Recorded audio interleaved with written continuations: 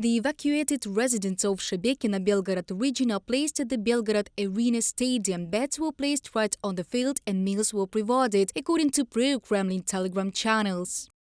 I'm really worried, so my blood pressure is jumping. Astra spoke with a resident of the village of Novaya Tavalzhanka, Belgorod region. The woman did not believe until the last that the war could come to her home. They said that we are defending the Donbass, but what is going on here? A girl from Donetsk used to live nearby, but she went back to Donetsk. She said it was much calmer there. Tatiana, resident of the Belgorod region, in the comment to the Astra Telegram channel. The Kremlin prefers to hush up the situation in the Belgorod region.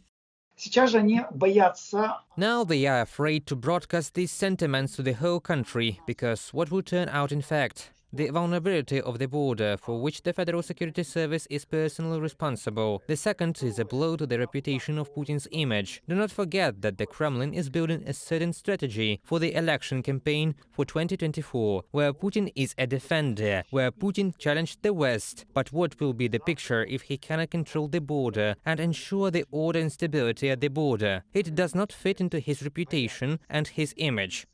In fact, Putin can provide little in his own country. A video from Shebekino appeared in the internet where local looters robbed shops and flats. Look, guys, they knocked down the door. Jeez, these people, our people, look what is happening. Putin does not transfer troops to protect his own citizens. For this, they need to be taken from Ukraine. Then the Russian president would have to admit his weakness, which he does not want to admit, experts say. The lines of defense that have been built since last year in the Kursk and Belgorod regions did not work either.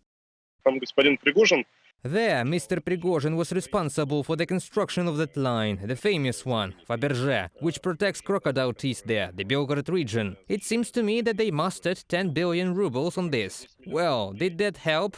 But the money was mustered.